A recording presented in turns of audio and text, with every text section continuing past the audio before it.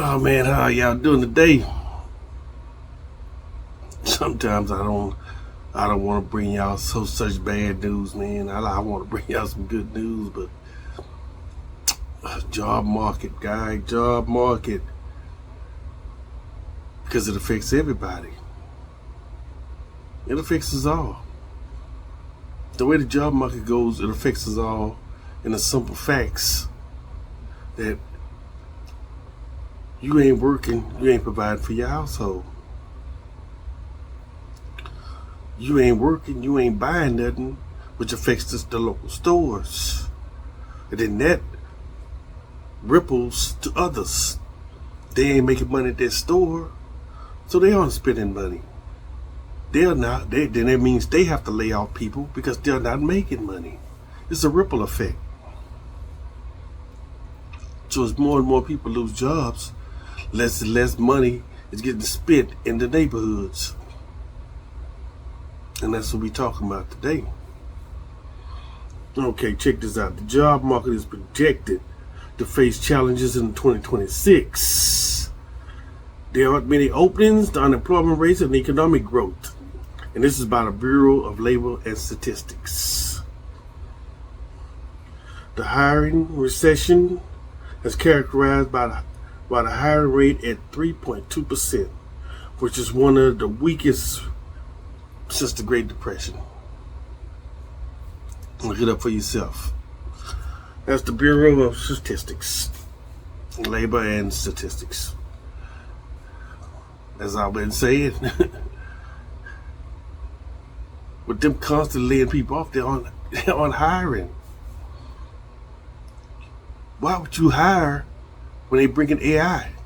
They're trying to bring robots to replace so many of the customer service jobs, where you have a secretary or a greeter come in and say, hello, how may I direct you, in an office.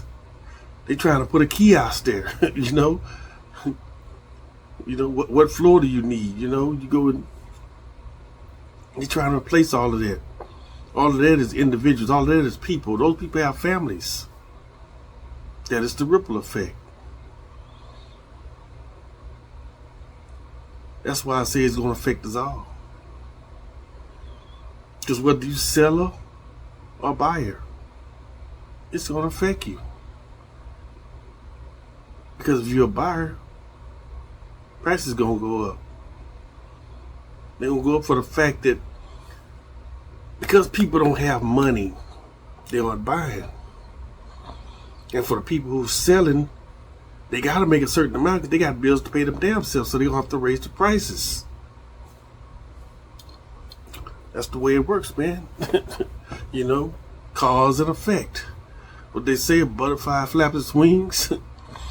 Cause and effect, man. 6 degrees of separation. Read it how you want to read it, but the truth is the truth. We are in the recession already.